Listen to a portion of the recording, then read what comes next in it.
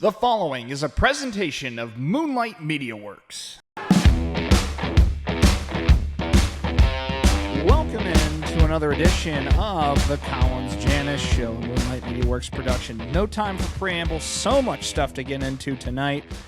Do want to quickly shout out our YouTube subscribers. We have hit 152, over 100 in the last month, I believe, so just thank you guys so much for doing what you do to support this channel. For those still listening on Apple and Spotify, we love you very much as well. Anything that helps, like, share, and subscribe, all that jazz. We've seen great growth in the last month, and we appreciate everybody that's checking this stuff out. No time to waste, though. We got stuff to talk about. Whole lot of stuff to talk about. We're going to start first with the round ball sport. We're talking basketball, and we're talking landmark deals in the NBA, huge blockbuster dealios.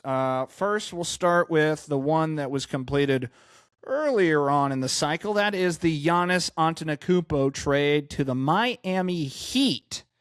The Bucks made the move. They were flirting with both the Heat and the Celtics, and the Godfather himself, Pat Riley, snuck in and stole another superstar.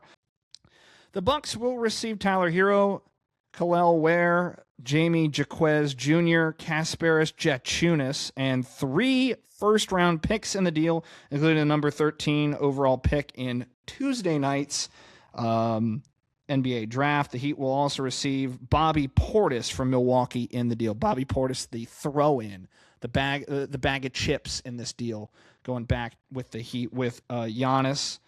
Giannis was entering the final year of his current contract, was eligible to sign the oh-so-loved max extension, 4 years, $275. He'll be eligible to sign that deal in 6 months after this trade becomes official. So, yeah, it's a hell of a haul going back for the Bucks, but you have to look at this as this. It doesn't immediately fix the problems that the Heat have, and I don't know that this is I don't think this is a catch-all solution to the Heat's problems. They were not good last year. The Bucks get a ransom of guys and picks, 2 unprotected firsts in 31 and 33, a pick swap in 30, and a 2033 second-round pick as well. This is a Pat Riley move if I ever saw one. You have to think, though, he's more confident in what he's got still on that roster. And I'm not saying this won't immediately elevate them, because it will. I just don't know that it's going to fix everything. This was still a team in the play-in for a reason last season. But immediately an injection of talent and excitement to Miami, and, something that's going to be reckoned with in the Eastern Conference. And again, the Celtics get spurned by Pat Riley. I mean, Pat Riley and the Boston Celtics have as good a rivalry as the Lakers and the Celtics at this point. I mean, those two entities going at it. Brad Stevens, Pat Riley. Before Brad Stevens, it was Danny Ainge, and so on and so forth. It is a story that never ends, and it does add a little more juice to the Miami-Boston feud over the last probably 15 some odd years that we've seen those two teams duke it out. And then the nuke that was dropped on Charlotte sports media late last night, about 11 o'clock, 12 o'clock last night, from Shams at the end of the NBA draft. The Charlotte Hornets have traded LaMelo Ball to the Minnesota Timberwolves in a deal that really left a lot to be desired for anybody looking at this from the Hornets' perspective. Now, I know there are people out there in the community that like this trade. And I will say this, I am not one of those Hornets people that followed this team that said it was live and die by LaMelo Ball. There have been times in the past that I thought it might have been smarter to restart and think and move and maybe move off him. You knew you were going to have to pay him at some point a large sum of money. Guys like Josh Graham love this trade for the Hornets. To me, this deal, and I haven't even told you the return yet for the Hornets because it's just, the story is LaMelo going to Minnesota. It will be interesting. I think I haven't touched on it from the Minnesota perspective, but that does make them really interesting to pair him up with Anthony Edwards. Could be an exciting duo. I mean, I'm a big fan of Anthony Edwards' game and what he does. But the Hornets trade Ball and Josh Green, another valuable bench piece for the Hornets last season. For Naz Reid, a 2023 unprotected first-round pick, 3 first-round pick swaps, 28, 29, 30, and 3 second-round picks in 29, 32, and 33. Now, if you're like me and you love what the Hornets did with their previous draft class and you felt confident that they could do that again, yeah, having a ransom of picks like that is exciting. It's just based off of what they did just 2 nights ago. Those classes, while interesting, don't give me the same amount of NBA immediate readiness that the last couple have, especially with what you got in Con Knipple. Like NBA-ready players, it seems to me that they have a lot of guys that they've drafted that I like, including a guy like Liam McNeely, who I really liked coming out of college but needed a lot more seasoning. The worry I have with so many of these college guys is they're just not impact immediate ready starters. And the thing you're going to deal with now with the Hornets is you made the play-in. You were 1 win away from a playoff spot, ending the drought since 2016. I really just think this is a timing situation. I really don't like the timing of it all. I'm fine with if you had wanted to make a deal for LaMelo at some point.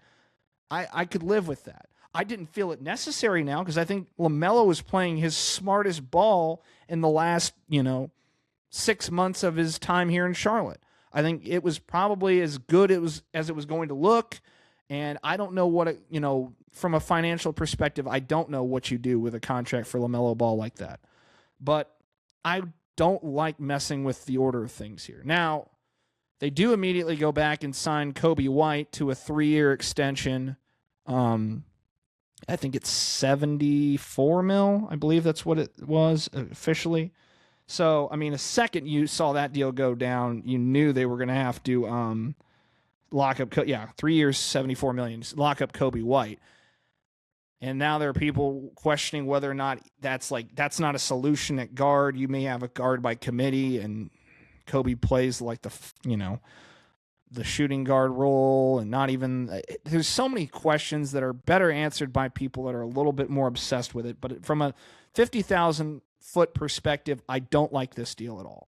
I don't. And the only reason that you could, in my opinion, rescue a deal like this, and this isn't a reflection on Naz Reid. I actually like Naz Reid as a player, and it does give you a little bit of help up front, but not a lot because he's not the world's biggest,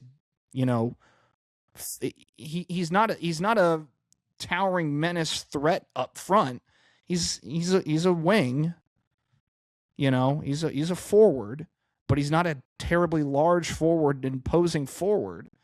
And then now there's talks that they may even end up still trying to move Miles Bridges. Now that I could have seen if you were just looking to try to, open some things up financially and whatnot. And that is the part of this that people are really loving about the LaMelo deal in hindsight is it really does open some things up with the money, but the only way that money goes to use to me is to go get an immediate impact guy. And the only guy that I can see that's available tentatively right now that could go in, plug him in, and that team is going to be better. Because, again, we're talking about a team that was in the play-in, a win away from the playoff. That's building something.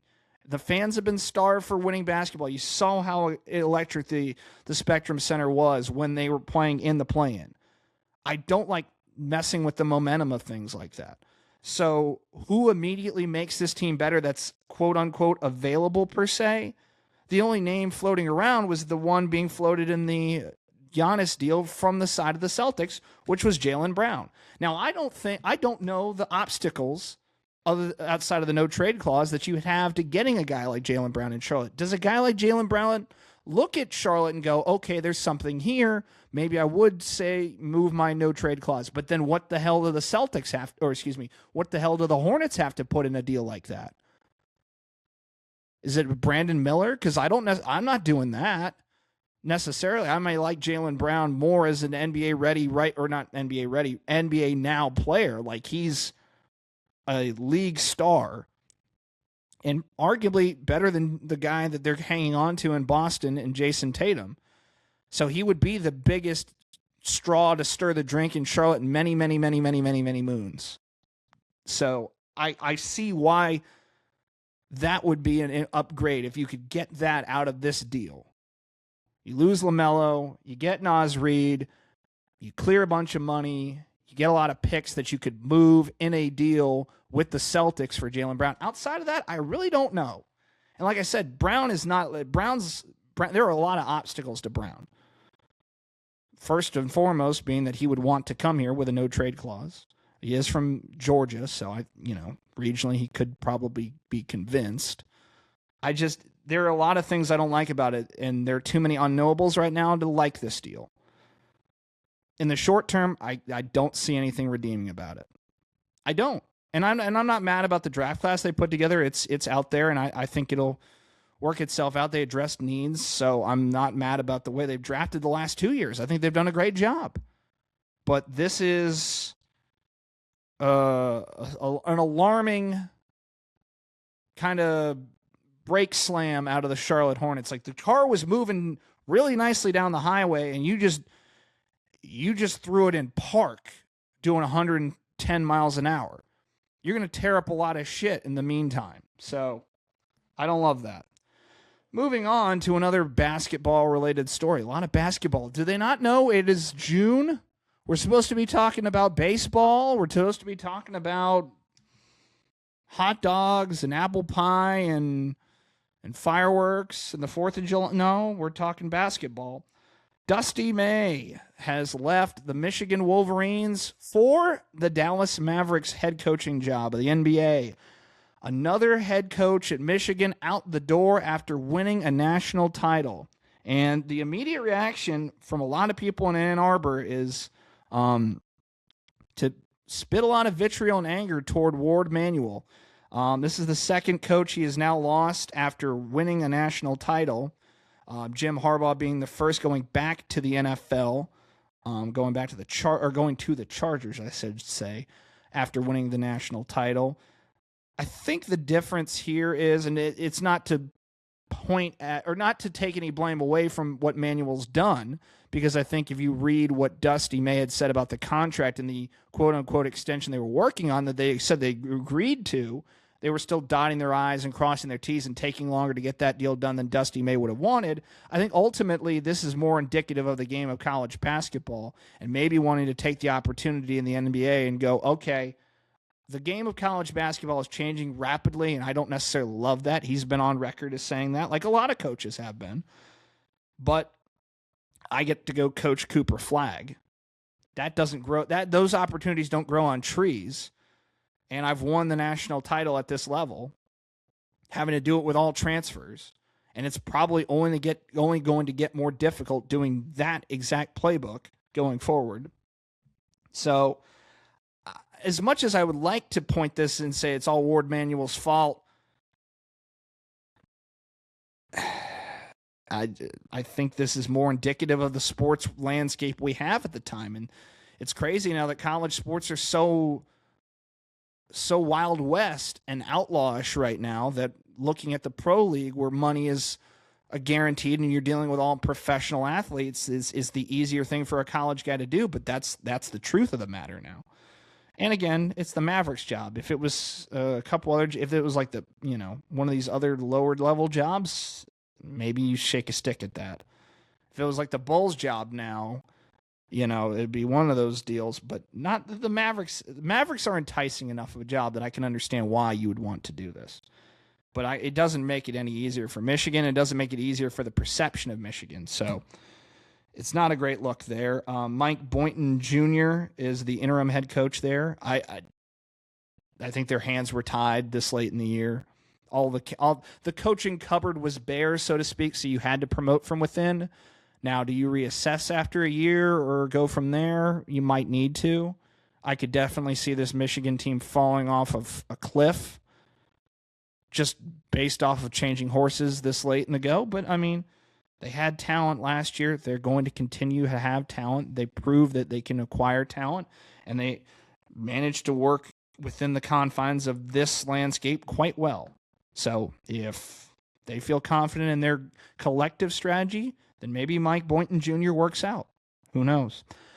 PGA Tour dropped a big overhaul to their schedule and their policies going forward. This was a big news story of the week, especially coming across my desk. It's a radical new, quote, you got to love the AI overview on Google.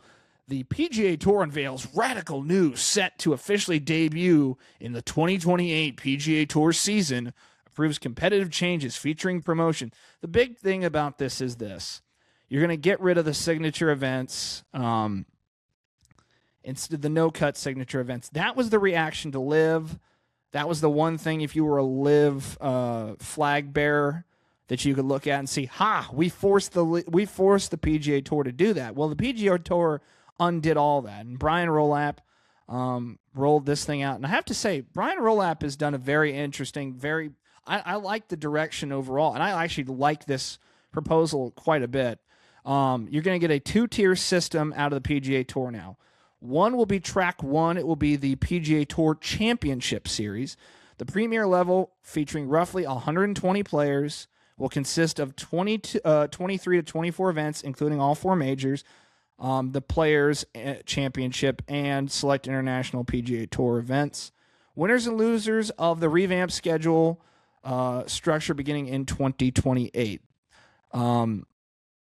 Each tournament will boast a $20 million purse, 36-hole cuts, and will operate without sponsors exemptions. That is interesting in and of itself. Of course, the first thing that comes to mind is like, well, what does Tiger do? If Tiger comes back at any point, I think it's safe to say that Tiger can figure out an exemption without a sponsor's exemption into basically anything he wants. They can have the Tiger clause for all they want because of his role in the game and the changes about it. Like, he's going to be a part of the game at a high level, regardless of if it's from a playing perspective or whatever. So you can pretty much make the rules with Tiger as you go. $20 million purse, though. Track 2, the Challenger Series, will be serving as the developmental and transitional tier. It'll feature at least 20 events with a $4 million purse, 72-hole play, 36-hole cuts. And again, several of these tournaments are scheduled opposite championship series to maximize exposure for the PGA Tour. Relegation. This is the other big part. Aside from the big $16 million gap, which Rory and other guys have said in the past, guess what? You shouldn't be playing for the same amount of money. Some of these guys, this isn't for the faint of heart. And I think the purse change from 20 to 4 is a good level to operate within. It shouldn't be easy for guys in the Challenger Series to be making a lot of money and racking it up the way they were or could. At the end of the season, the bottom 20 players on the Championship Series will drop down to the Challenger Series in the PGA Tour. It says around 90 players will retain their Championship Series cards. Promotion. The top 20 players on the Challenger Series, Track 2, will, or those who win multiple Challenger events, earn an automatic promotion to the PGA Tour Championship Series. So, if you got all that, promotion, relegation at the top level of golf.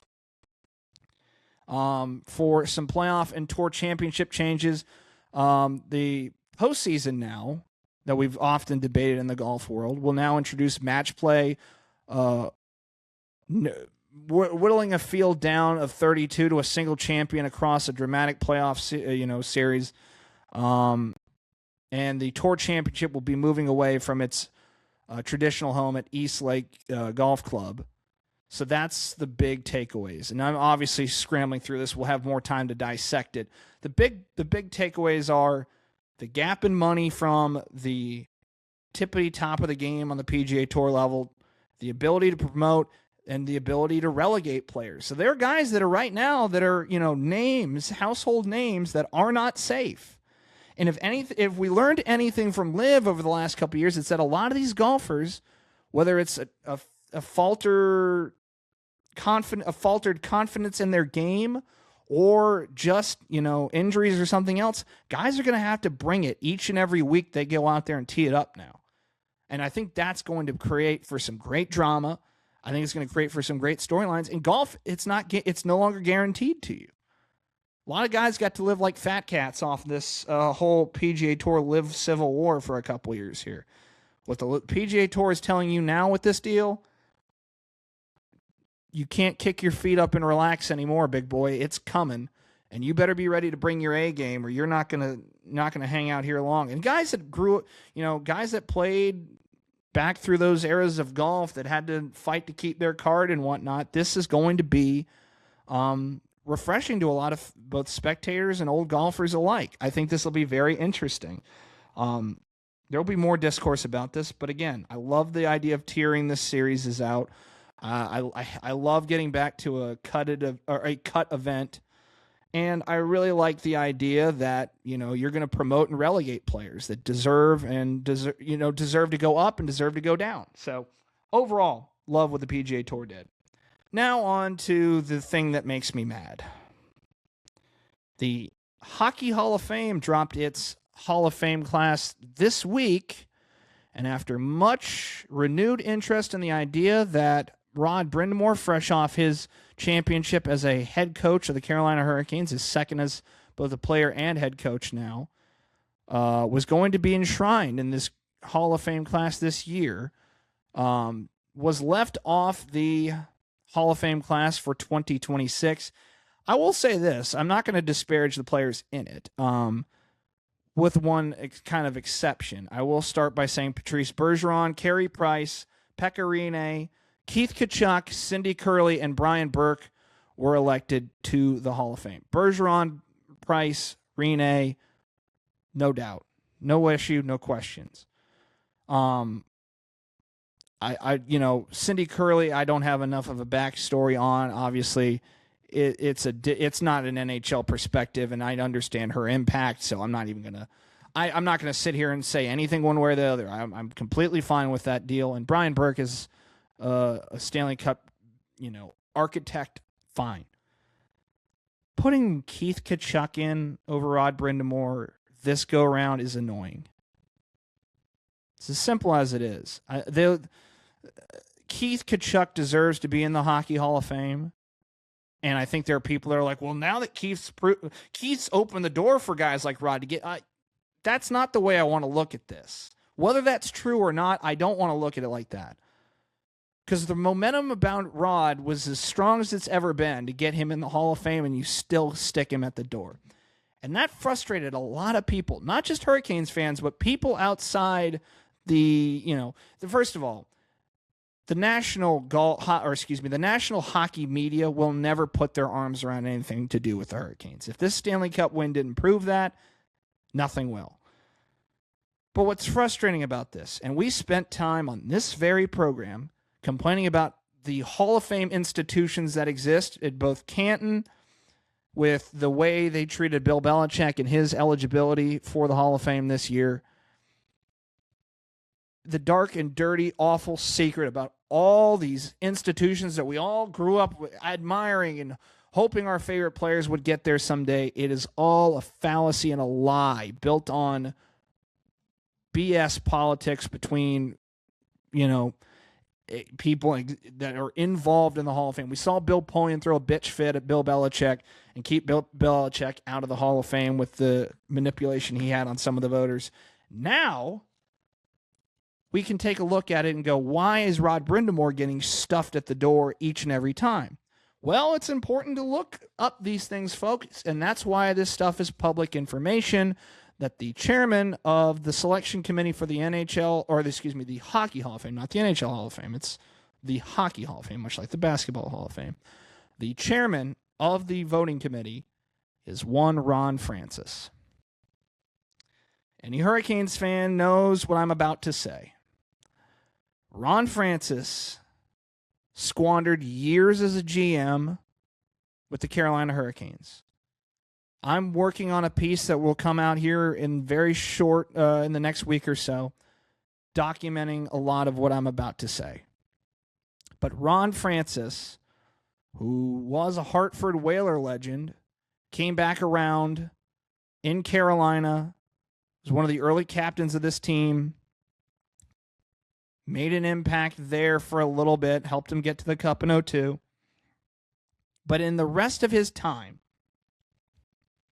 as an executive level, promoted by Jim Rutherford, who, Rutherford deserves his flowers for what he did, but still got it wrong toward the end.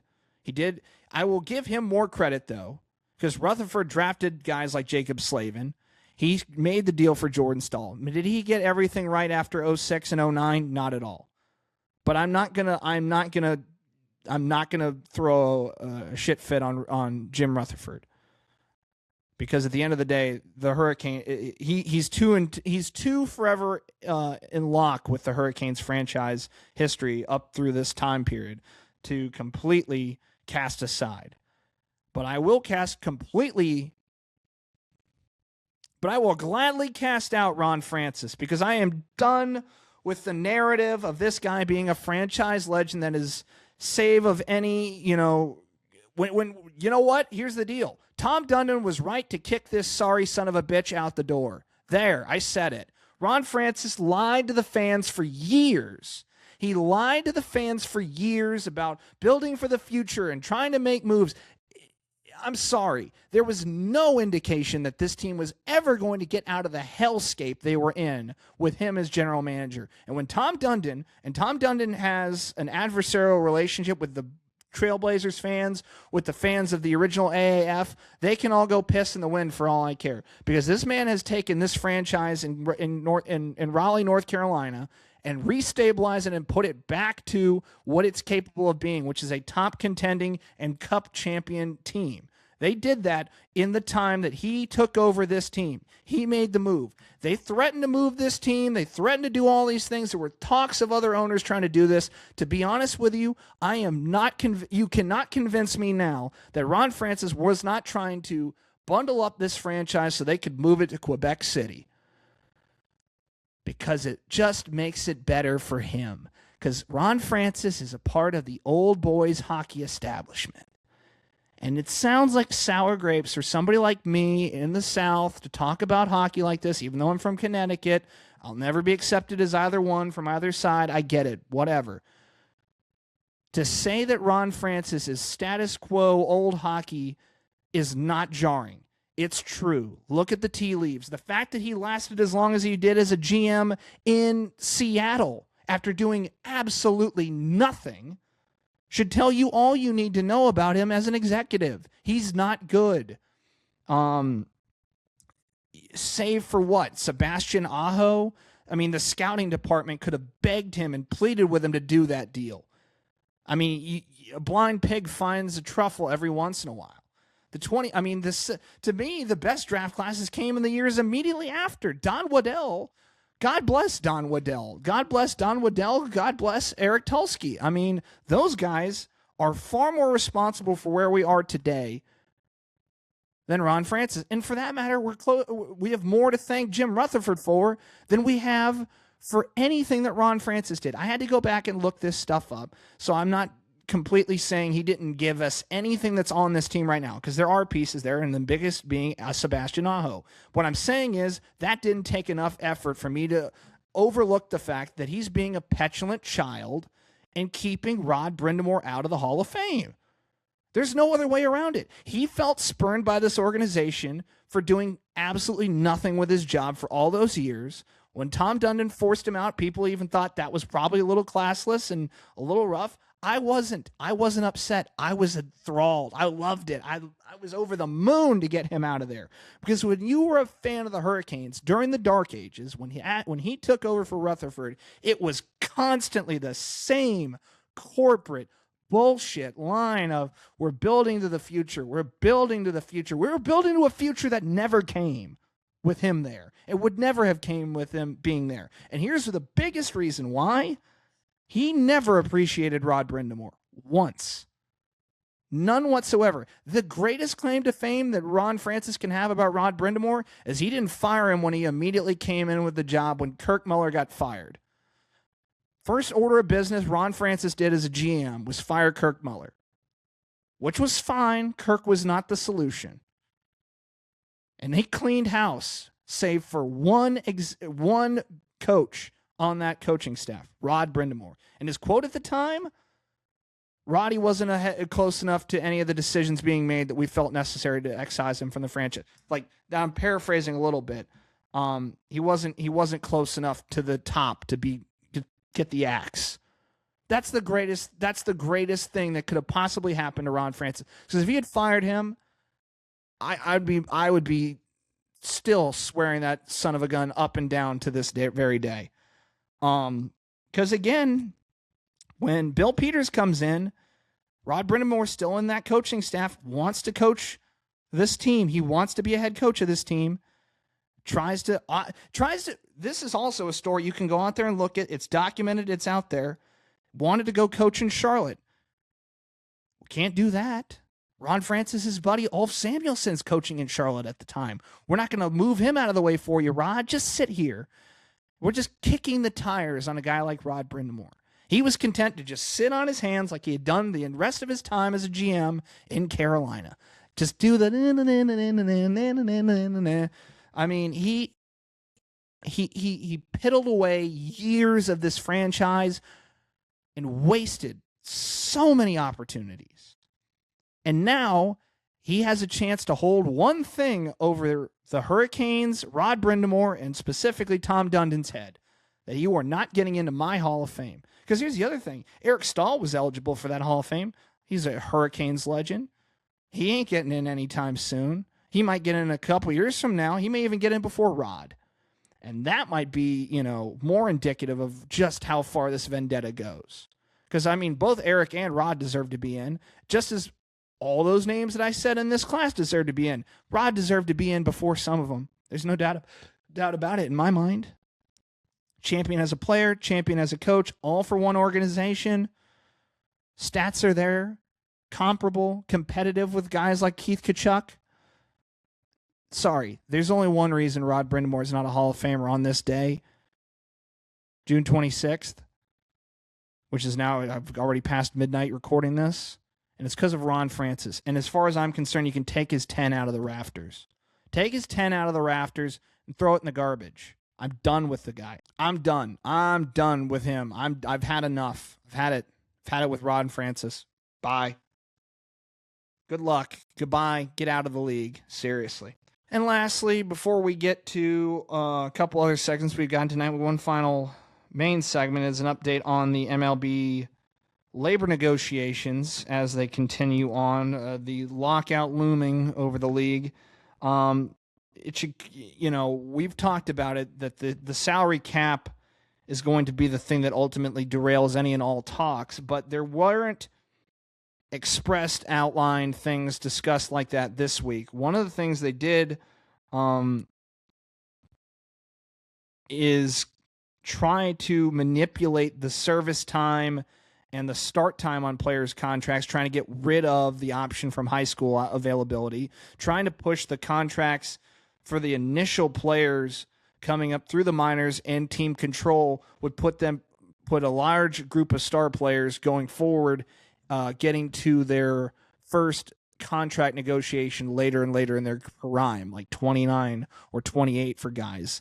When you take away you take away the high school eligibility option deal to go straight to the league or straight to the minors, there was a lot of that came up this week. That it was, again, I don't know why on earth the Players Association would agree to that.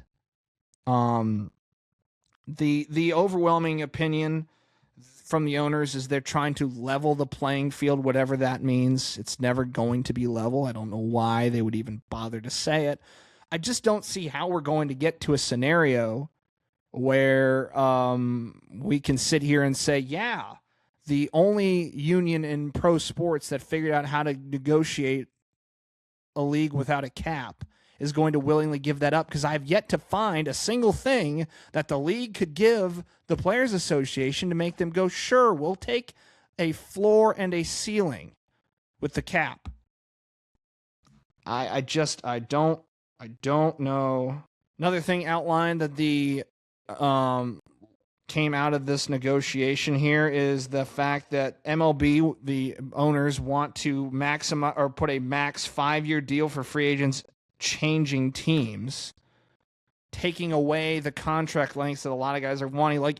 You start to see just how obnoxious and how unserious the owners are going to be in their negotiations with this labor stoppage that's going to happen. It's going to happen. I just don't see. We are barreling to it right now. I don't know how we get around that. I guess the way you could look at it, that the league's trying to be like, look, we're trying to give you something. We're negotiating in fair interest here. We're going to include a proposed minimum salary from $780,000 to $1 million for players in 2027 with at least 2 years of service time. Any player with 0 or 1+ year of service time will receive $1 million if they receive a full year of service. But again, additionally, players who reach 5 years of service by the age of 30 will become eligible for free agency. That's alarming if you're a players' association, that your ready-made superstars of the game, when they hit their first big contract, would be 30 or 29 years old. So if you're wondering where we are with the baseball negotiations, just get ready. Enjoy baseball this year, unless you're a Red Sox, Giants, Rockies, Angels, whatever fan, because the dark winter of labor negotiations is coming, and it's going to bring havoc. And it's going to do irreparable damage like it did the last time. And even if we're trending in the right direction, we've had some great seasons the last couple years, it's all going to get thrown out the window.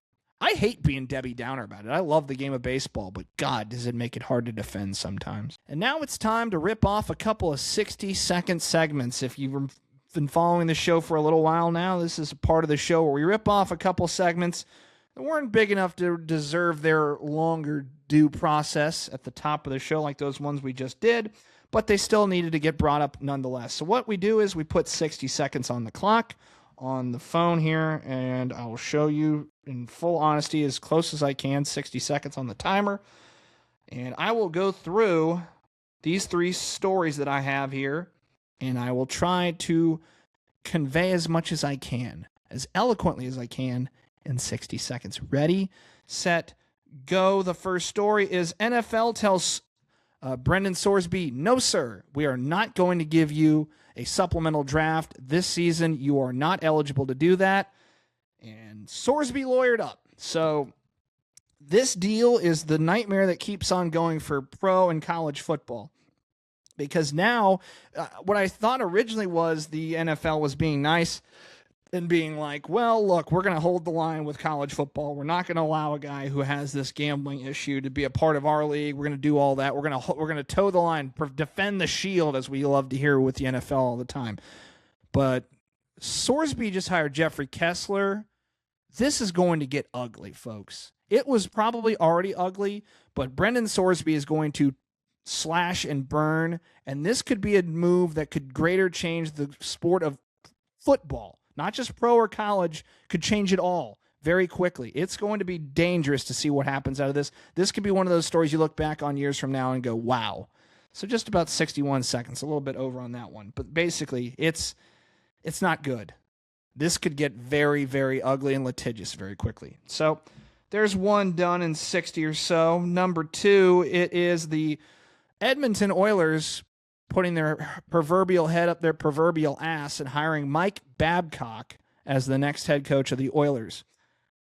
Did nobody learn anything from the first time around or the second time around or any other time around that Mike Babcock is a bad dude who has no business leading men in a hockey team organization?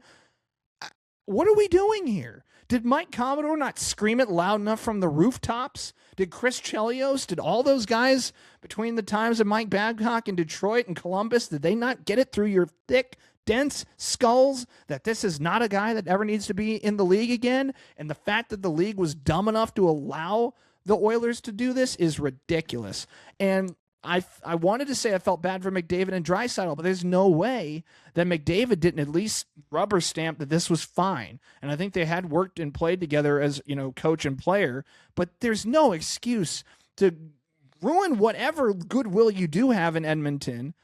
And I understand the frustration of losing those cups, but this is not the guy to get you over the hump. This guy should have been shipped off to Siberia and never asked to come back. 1:14, sorry. Minute 14, but Mike Babcock, what on God's green earth? That one got me more fired up than I thought it would. I really didn't think we'd be that dumb, but again, if you've heard me cover it in this show at this point, you understand there's a shadowy room full of hockey purists and shadowy figures that just keep revolving around the same guys, orbiting the same coaches. It's all the same. It's probably more closed off than any of those sports from a untouchable standpoint of both players, executives, coaches, whatever. It's just the shittiest in that regard. Last up, the IndyCar silly season ramps up as Meyershank Racing announced that the Indy 500 champion himself, Felix Rosenqvist, will not be back in that car. We've still got rumblings that Scott Dixon may be out at Chip Ganassi Racing, which would open up the 9 car. And there's rumblings now that with Joseph Newgarden having the idea that he might be out of the 2 car, as Penske has looked very hard at trying to get Felipe Nasser in an Indy car.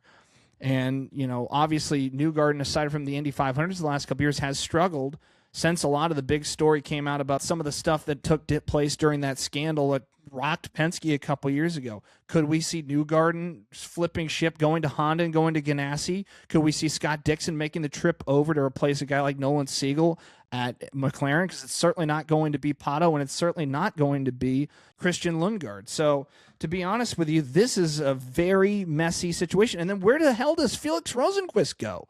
He's looked great in, certain situations, but obviously there's no home for him at Meyershank.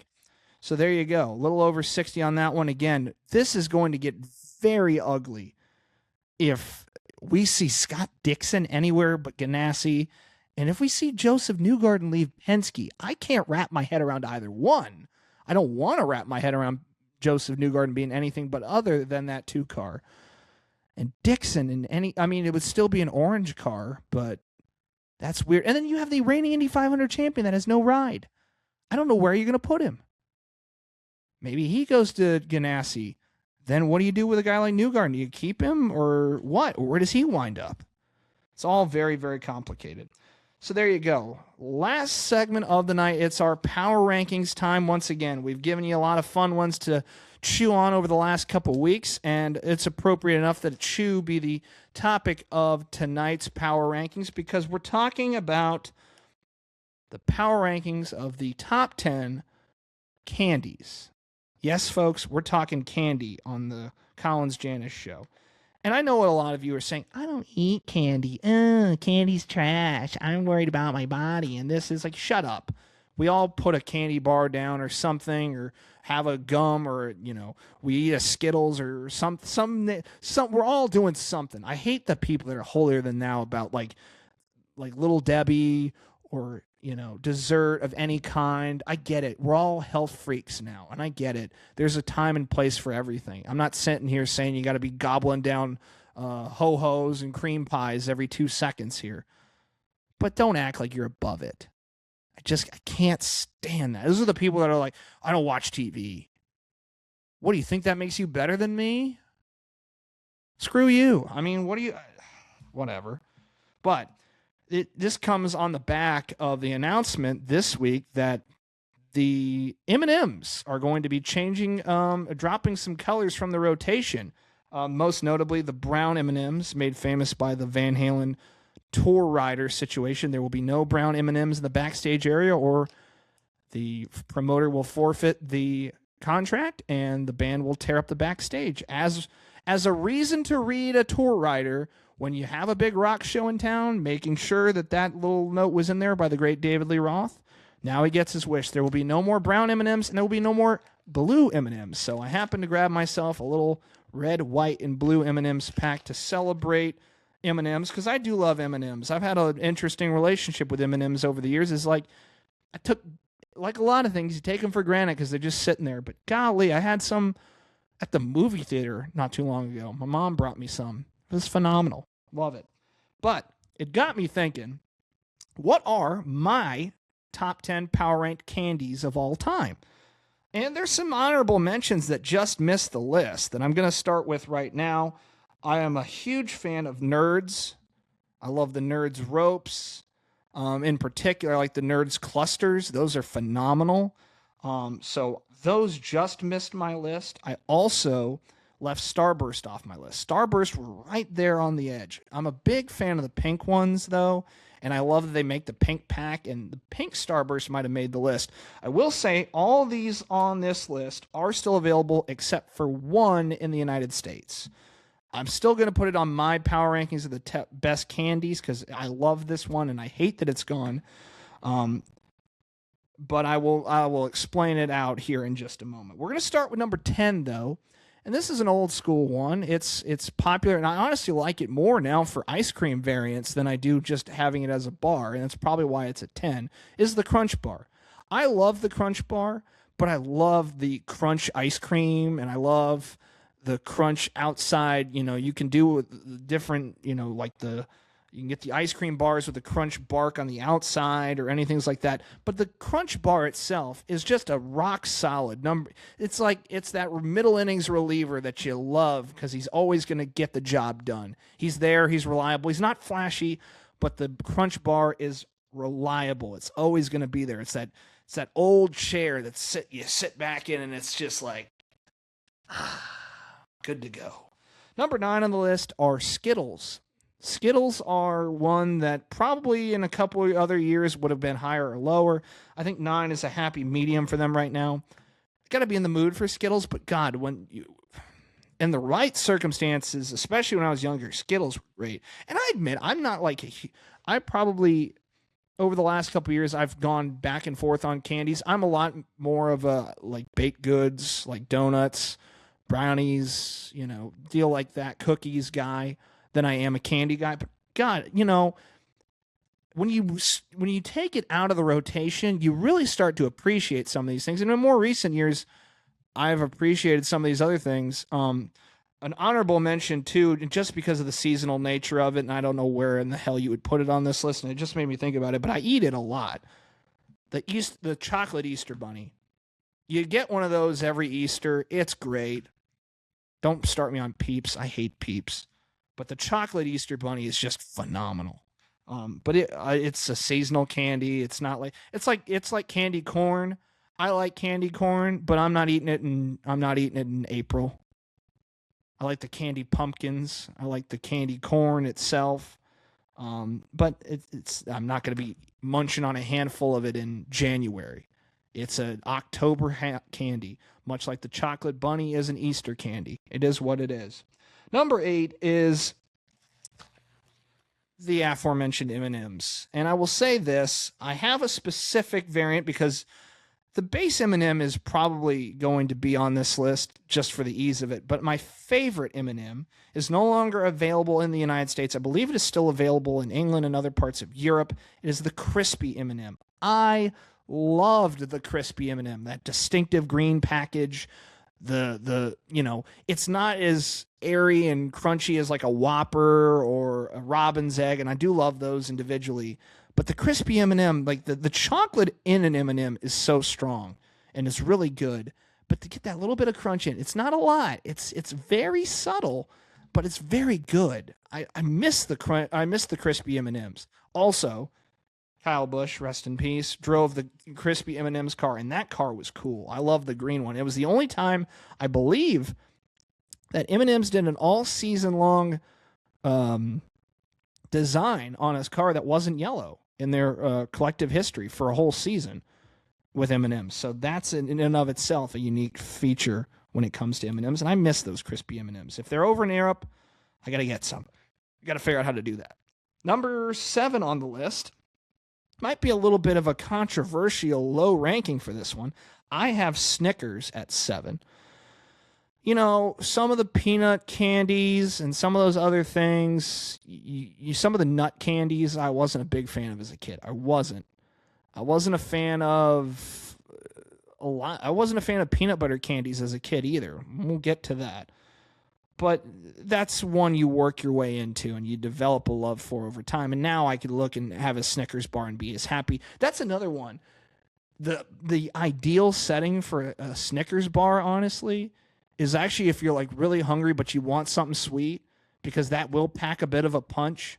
Or if you get those like kind of, I don't know what size this is, maybe it's a bite size Snickers or whatever, and you get them in like one of those candy dishes when you go to like a relative's house. I used to have relatives that would have that. I think my mom also did that at one point. She put out a little dish of them. That's the best when you get one of those. Number 6 on the list is the Three Musketeers. Now, the Three Musketeers base has always been a favorite. I loved the mint variant of the Three Musketeers, but for years this was my go-to candy bar for a long time. The Three Musketeers. My mom used to get these for me, and I have to tell you, my mom is probably the basis for a lot of what I still enjoy in candy and what I don't, because my mom's the only person that gives it to me. Like for Easter, you'll get something, or for Christmas in the stocking or something like that, you'll get candy. And I've done a good job over the years of eating what I want and basically saying, don't bring me this again. Thank you very much. It was a sweet and beautiful gesture, and I love you so much, Mom. But just I don't need that ever again. She's got it dialed in as to what she gives me. And now when I get it, it's like a welcomed, like, oh, I love this. It's phenomenal. And the Musketeers is just a reliable option. It's really good. Like I said, the mint variant, I haven't had it in years. I loved it as a, like a tween. That was a go-to for me. Number 5, this is where you're going to get annoyed. The base Hershey bar. It's a classic. I'm putting it at 5. It's so damn versatile. It's phenomenal in that regard. Yeah, I was having it on a s'more not too long ago, and I was just sitting there going, God, this is good. When you get those little, again, the snack size ones or the ones at Halloween, you can put them. I would go for years, the last couple years of my life. Like, obviously, I'm not going trick-or-treating at 27 years old, but I enjoy the holiday. I love Halloween. I actually think it's a really fun holiday, and I don't really have a reason to get dressed up and go I'm not going trick-or-treating as an adult. And I don't really have a lot of, like, it's not like adult party scene for Halloween per se. You can go get shit-faced at a bar any night of the week. You don't have to do it just on Halloween if you wanted to do such. But I do like the candy. I do like the festivities of it all. So I would go, and maybe this sounds lonely and sad, but I'd go buy one of those like $3 bags of assorted Hershey stuff. You get that, you get a couple other candies we're going to talk about in a big bag, and just have one bag, and you have it for the month of October, and you have it with dessert. You're not sitting there just munching on them during your workday all day. I'm not trying to balloon up, but it's fun. It's fun to have, and it's fun to be a part of. But I love Hershey. I love the Hershey bar itself. It's great. Number 4 is a variant of the Hershey bar. It is the Cookies and Cream bar by Hershey's. I've loved this candy forever. It's never gone out of style. When I get it, I'm happy. I love it. I love cookies and cream in general. I love it in an ice cream. I love it in the candy bar. I'm running out of things that cookies and cream might go together with, but regardless, it's a dynamite flavor, and it's a great candy bar. Got a little bit of crunch to it as well with those pieces of cookie in it. Basically like your Oreo kind of deal there. But cookies and cream, kick-ass flavor, kick-ass bar. Number 3, and now we're hitting the heavy hitters, folks, and you can probably guess what's coming down the pipe here. Now it's just a matter of which day it is that I'm doing this. And on June 26th, this is how it worked out. Number 3 is the Reese's Peanut Butter Cup. I like the peanut butter cup. I like the peanut butter Christmas tree. I like the peanut butter bunny. I like whatever variants of it. I'm not a big Reese's Pieces guy, so I want the cup. To me, the ridges on the cup, that's the way they'll do it, baby. You get the bigger ones, like the king-sized one, and I'll tell you the dynamite move for this stuff. This is the move I swear by, and I don't have to have them all like this. Pop those suckers in the freezer, baby. Oh, it's so good. To have a Reese's out of the freezer during the summer, oh, it's the best. I love it. I love it. It's one of my like 2 or 3 favorite flavors, a cookout milkshake. So, I mean, yes, maybe that's unfair to rank some of these candies by what they taste great in. That's not just being like taken off the shelf and eaten right there, but it is what it is. It's a part of it. It's iconic. As a kid, I wasn't a huge fan of it. I just wasn't a peanut butter guy. But I you get older, you appreciate peanut butter for how awesome peanut butter is. But I always loved the packaging. I love the colors. Kevin Harvick used to run the Reese's cars. I love those things. And as a kid, I was like, I want to like Reese's. And then finally clicked. Perfect. Love it. Pop them in the freezer. Go to rock and roll. Just go on. Number 2, it is the Twix bar. And this one, very well could be number one on another day. But today, on the day I'm writing this list, putting it together, Twix is 2. I actually have a box of the ice cream Twix in my freezer right now. I love those. I've loved those since I was going to camp, and you could get them at like the trading posts or whatever at camp during the summer. And like in camps in North and South Carolina, you're wanting like one of two things. You're wanting some ice cream thing as a kid, whether it be like a slush puppy or something like like an ice cream, like maybe like just a bar of some kind. But the first time I had the Twix ice cream bar, I was already crazy because I loved the Twix. I loved the cookie bar. I loved all the chocolate and flavor with the individual cookie pieces in there. It's just it's a unique candy to itself. Nothing really tastes like it, and nothing really, bites like it. You've got all the great parts of a Twix bar, and it's so reliable. It's so good. It's timeless. It's classic. It's never gone bad on me. I love it. But number one is Old Reliable, Old Faithful. This is probably boring to some, but it's a home run every time. And it's something that I will eat anytime it's put in front of me. It's just the way it is. It is the Kit Kat.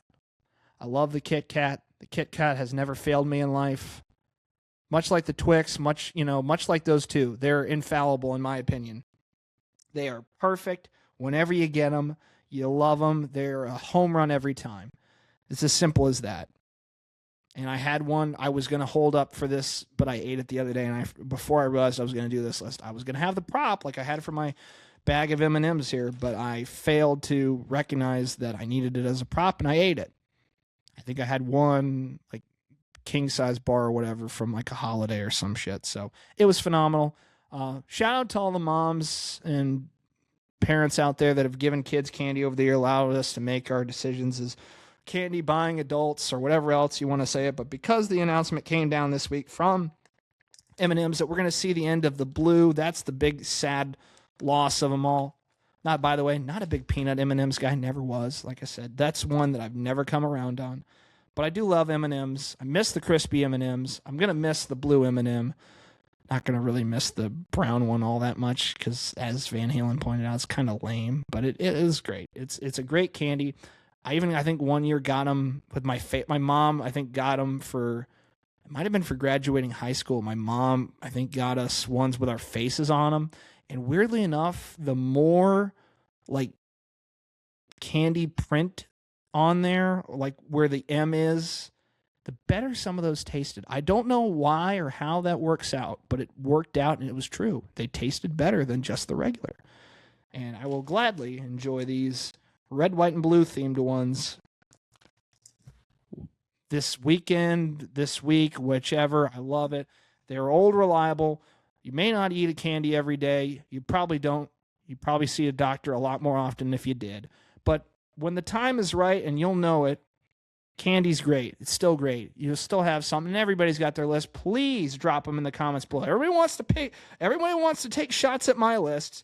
Put them in there. Everybody's welcome. I'm happy to discuss this with anybody. This is just my top 10. I'm just a guy with a podcast.